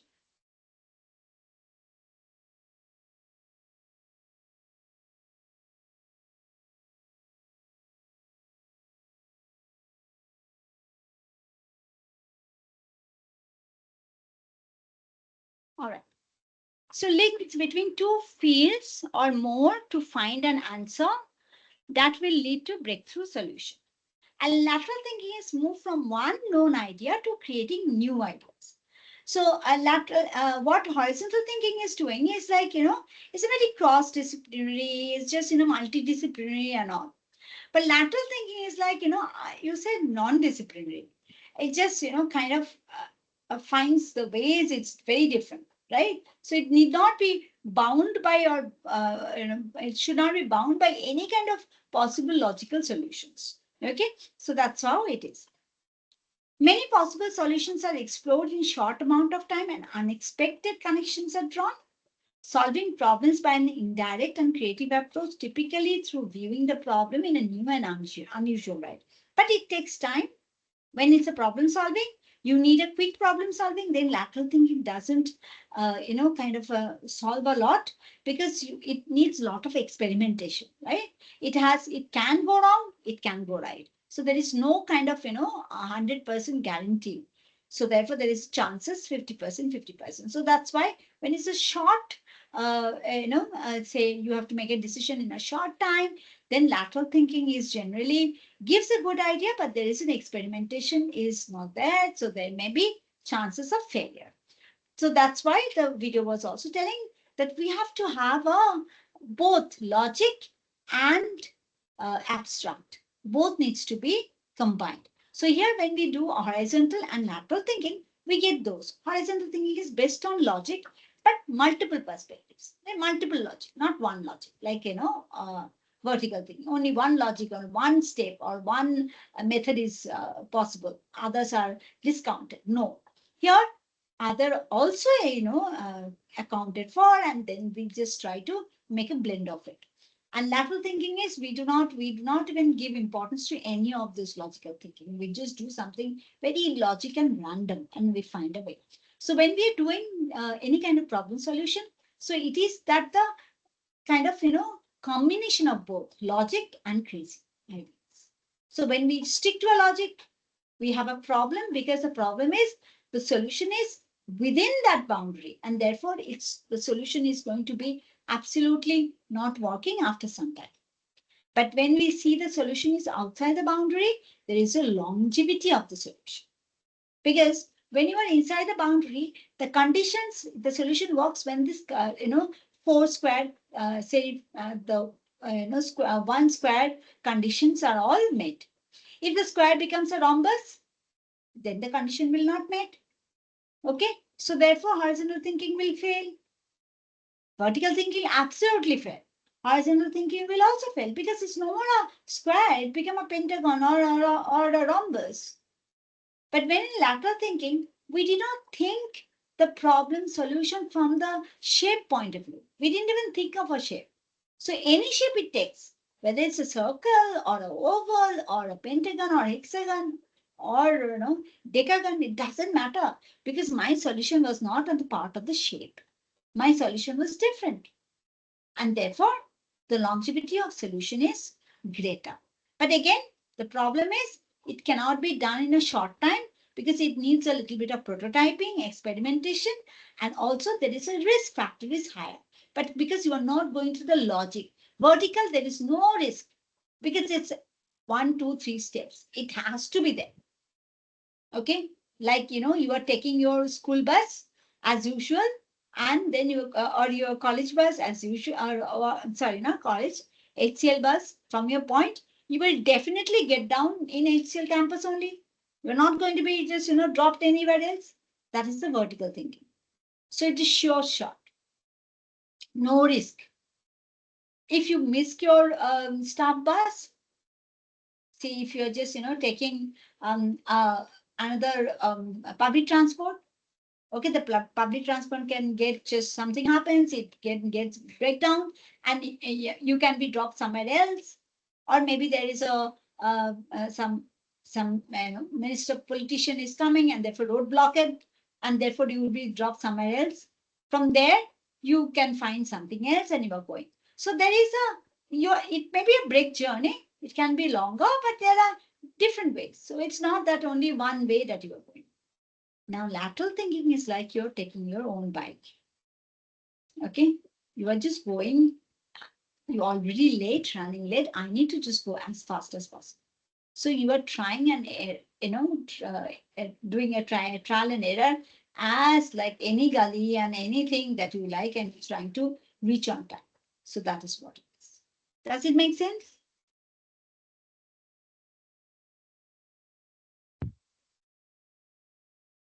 All right. What is the time now? Can you guys tell me what is the time now? Okay, we have 15 more minutes. Okay, fine. So, nature of lateral thinking is a problem. Many problems require a different perspective to solve successfully. Looks at the least obvious approaches rather than the most likely ones. With lateral thinking, there is no negative. It may be necessary to be wrong in order to be right at the end. That is, you can be wrong. You can start off with a wrong assumption. You can start off with a greater risk. It's okay. With lateral thinking, the steps do not have to be sequential. Jump ahead to a new point and then fill in the gap afterwards. So it's not necessary that you have to go sequentially. With lateral thinking, one may play around without any purpose or direction. That is, you can just, like, as I said, you take a bike and you want to just, go to your workplace as soon as within 10 minutes of time. You do whatever you like. You have to reach there in 10 minutes of time. It's like that. Lateral thinking is concerned with changing patterns. It's breaking patterns, breaking traditions, breaking norms, changing patterns. It's not, it doesn't believe any of one of those, what is that people are doing already. It doesn't believe in that. Latter thing is directly related to the information handling behavior of mind, like your perception of mind, how perceptive your mind is. That is, how you intuit it. Intuition, perception, like, there's a huge part of the brain which tells you, yes, this is the right way. I cannot go wrong. Even if you have not, just gone in that way ever. Is the intuition is just because of your spatial skill. It tells you, yes, this is the right. Okay. So lateral thinking is provocative and it brings you repatterning. That is, you break the normal pattern and then you create a new pattern. So that is what lateral thinking. Like Swiggy. What happened? It was like we never knew, right? Zomato came first, then Swiggy came, but Swiggy came in a big rush, right? What happened is like people only knew that the delivery would be through food delivery should be done by the food restaurant. So if you can either you can eat or dine in that restaurant, or you can request for a food delivery if they have a delivery system. But what did Swiggy do? They just, amalgamated all the restaurants. And then they said, like, okay, let me just, you will get more profit. So you just come to me and just advertise through us. And your people don't have to come to your restaurant to just eat food. They'll get food delivered by us. You only cook and just, give the food ready. Okay. So what happened with that? These people were just lured by Swiggy, because Swiggy was just, just doing the delivery partner. The food was made by them and they were having no people coming in the restaurants. So they were, it's good and bad, because restaurants, when we see walk-in restaurants where there are more people, we tend to walk in those restaurants. If that restaurant is empty, then people do not walk into those restaurants. Now, why they were empty? Because Swiggy was delivering their food to people at home. Okay. But in a sense, they were making profit out of it by just, delivering through Swiggy. They didn't need a delivery manager. They didn't need any transport or anything. The order comes, they just only prepare the food and the Swiggy agent comes and takes the food and gives to the customer. But what problem had it is like, they were like walking customers suddenly dropped. Okay, so here this was a disruption. So we never thought of having food. In the most of our practice, the normal routine was like, if you want to go, if you want to eat in the restaurant, you have to walk up to the restaurant and eat food, not sit at your home and eat restaurant food. That was not like something interesting. Why do I have to just sit at home and eat restaurant food? I'd rather go to the restaurant, enjoy the ambience, just meet people and then eat whatever the fancy thing they have. So that was the norm. But this now became new normal. People do not want to just go to the restaurant. There were many apps like, Book My Table and all, which was like, always restaurants are full. So you pre-order your table so that you come on time, reserved and all. Now there is no reserve, no reservation. Nobody wants to go to the restaurant and eat food. They want to enjoy restaurant food sitting at home. So that is the tradition break. See, this something which was unaccepted, okay, became a new normal. Now, which is unaccepted? Going to the restaurants. So restaurants suddenly, the small restaurants suddenly they started, dwindling down, because they don't have any walking customers selling their food. They only have to wait for somebody in the Swiggy app to order through Swiggy their restaurants. So there was no footfall. When there was no footfall, there was also kind of a decline of their profit, because somebody has to find them and then somebody has to just, order them and then only the food will be delivered. So the chances are, you know that, logic of, large numbers. So there are chances, but the chances are also weak, right? So that's how it is. So and there are some restaurants you see they attract even walking customers, There is also a huge, say, huge fan club on online digital store also. Okay, so this some of the restaurants are managing it well, but the smaller restaurants suddenly, without that footfall, people not coming into the restaurants, they have started losing the profit.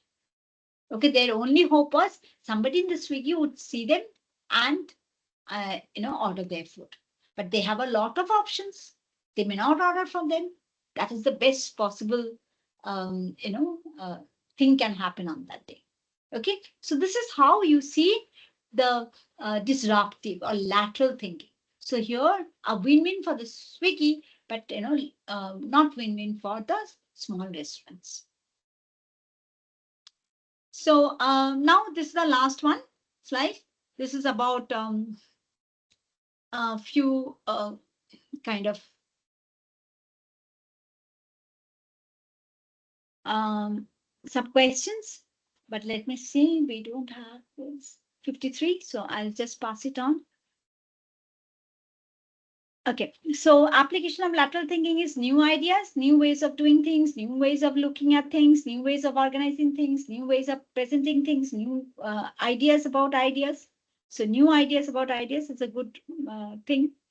Problem solving, rearrangement of information, processing, perceptual choice. It is natural patterning behavior of the mind, periodic assessment, a deliberate and quite unjustified attempt to look at things in a new way, prevention of sharp divisions and polarizations to counter, arrogance and rigidity. That is, it says like, only this arrogance means only this solution is right. No other solution is possible. That is arrogance and rigidity. Like only one answer is possible. That is arrogance and rigidity. So there is few questions. I was just doing it. Let me just ask this.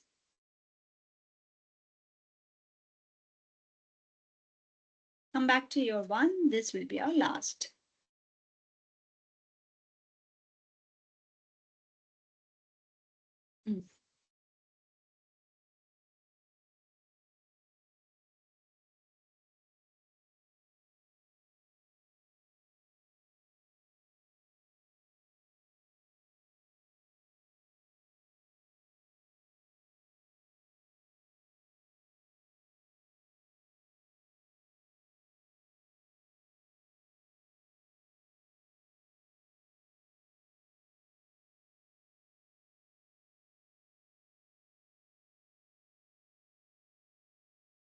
Okay, fill in the blanks.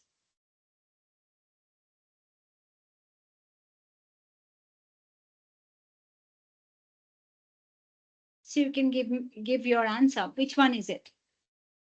Lateral thinking relies on direct and logical, interesting and bold, flexible and unlikely, incorrect and new.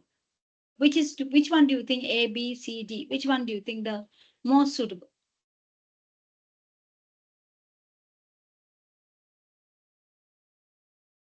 Which is it? Sorry? Option A. Option A. Is that what lateral thinking is about? C. B, interesting and bold. Is that what is about? Most suitable. Option A, definitely not. Because lateral thinking does not rely on logical thinking. Option A is ruled out. C. C, flexible and unlikely. That is the answer. Okay, so C is the most kind of, one. B, okay. All right. C is the right.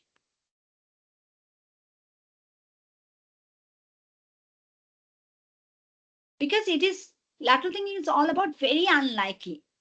But the thing is, it's also flexible. Just a moment. Sorry.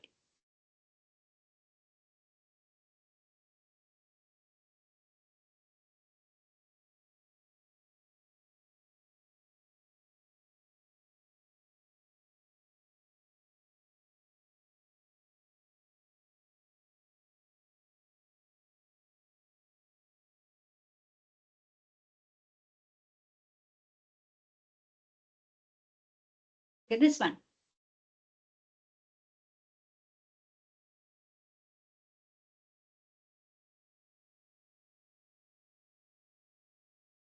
So this one you see. Lateral thinking relies on, no, not lateral thinking relies on, this one. Lateral thinkers reach a conclusion by doing which one of the following? Using creativity and imagination, following the textbook approach, sticking to the tried and tested, perpetuating similar old patterns. A, B, C, D.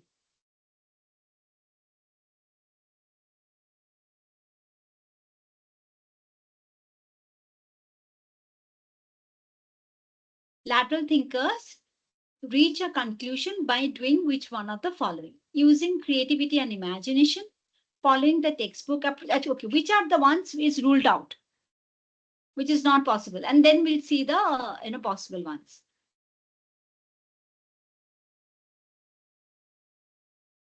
Yes, using creativity and imagination. Navina is right, because following the textbook approach, they don't do it. Sticking to the tried and tested, that has already been done, so they don't do that also. Perpetuating similar old patterns, they want to break patterns, so it's not possible, right? So A is the right answer. Right, all of you got that.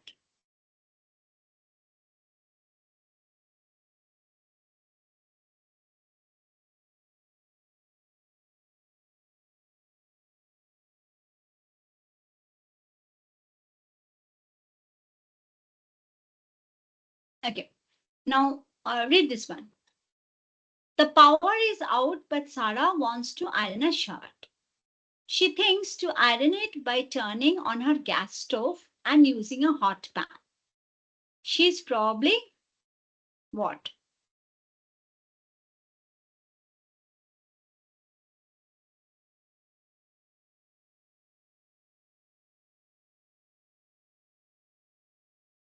Is it possible?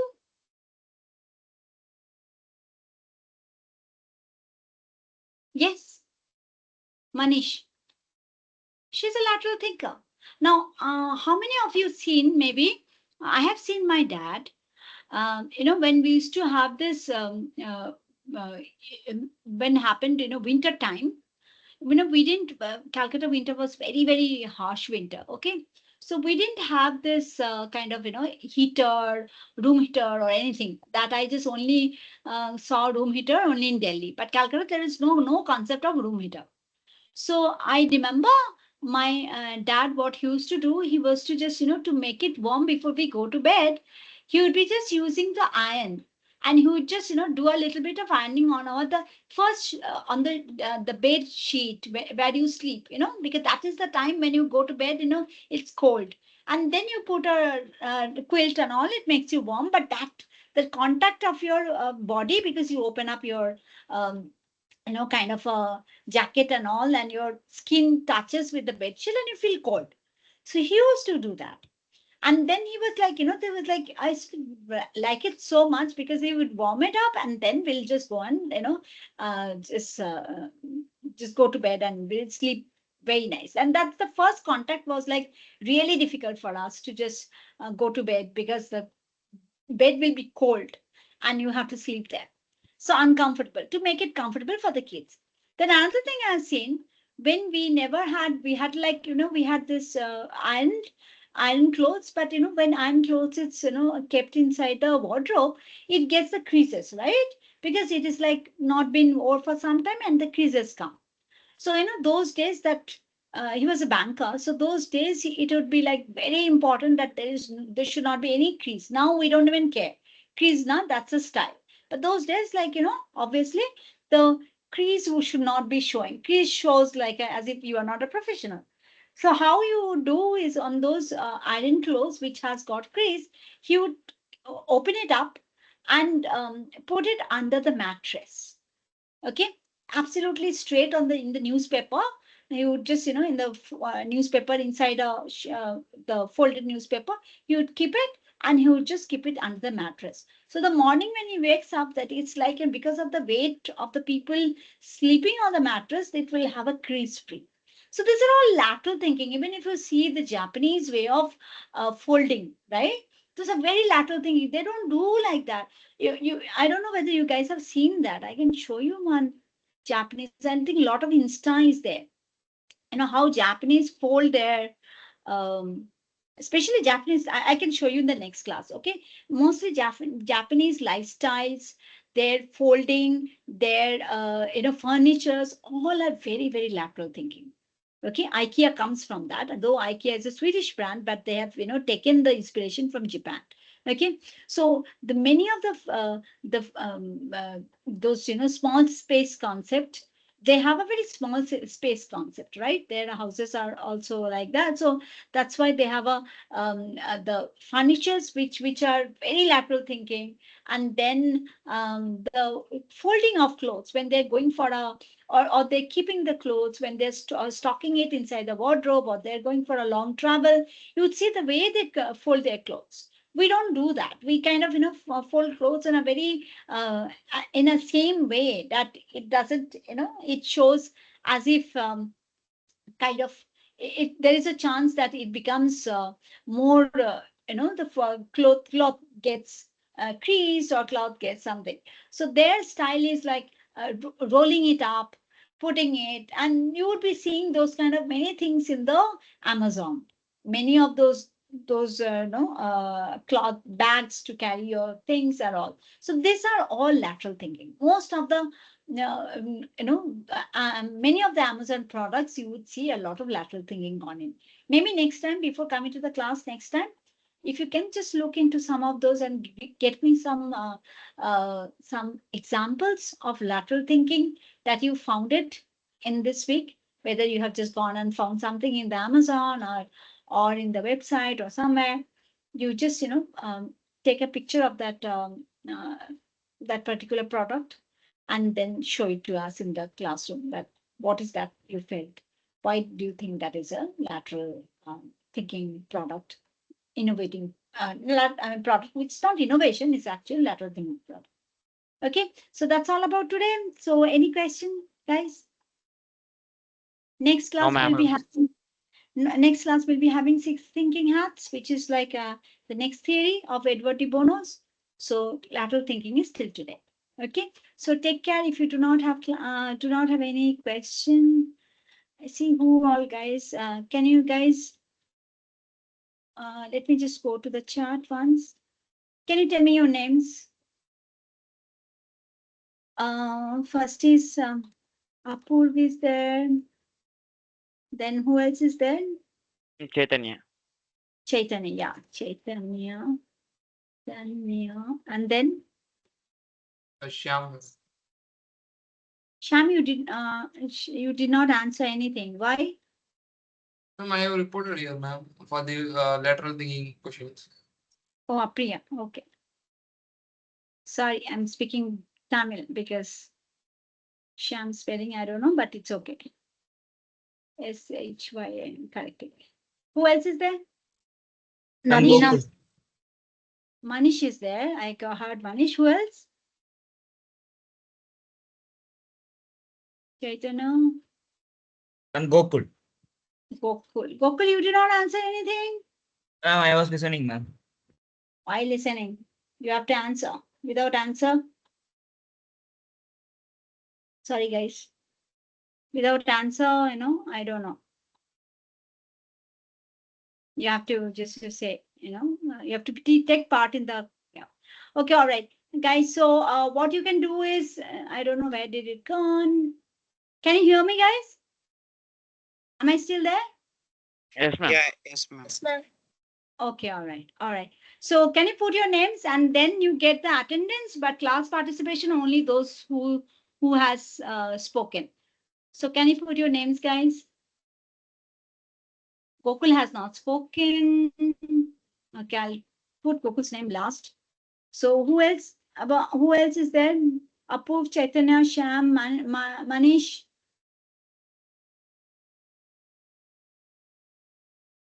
Navina. Navina has yes taken. Who else, guys? Ramya. Ramya, you did not speak. Where were you all this time? Okay, Gokul, Ramya. Next. lot. Okay, who else? Ashwita, Manish. Okay, that's all. Ashwita also, I haven't heard Ashwita. I've only seen Ashwita. Chaitanya, who is this one? Chintala. Varshita, are you there? Yes, ma'am. Why you did not speak anything, Varshita? Achal? Achal, are you there? No. Okay, all right. Kasturi? Yes, ma'am. Kasturi, are you there? Okay. Why you did not speak, Kasturi? At least some answer you should be giving, right? Okay. All right. That's Okay. all, guys. And that's all I see. I don't see Ashwita. Ashwita, Ma'am, no. I'm here. Who? Ashwita, you're there? But where were you, dear? Yes, ma'am. Ashwita and this is Achal. Ashwita and Achal, where did you never, I didn't see you any kind of, answer to any of those. I asked. Yes, Achal, what is it? I can't hear you. Achal? Yeah, ma'am. Yeah, where were you? Suddenly you dropped in at 4:09.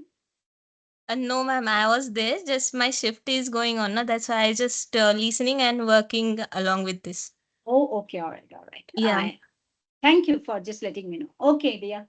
That's all. I don't see any other's name. I don't think I have missed out anybody. Got everyone just done. So thank you for being there. And if you get extra 100 points, if you have just taken part in the participation, class participation, if you do not talk, then you lose that 100 points. So you may be part of the class. Okay. So that's why I needed to know. Thank you so much, guys, and take care and have a lovely Sunday evening. Take care. You can leave. Thank you, ma'am. Thank you. Thank you, ma'am. Same to you. Thank you, Manish.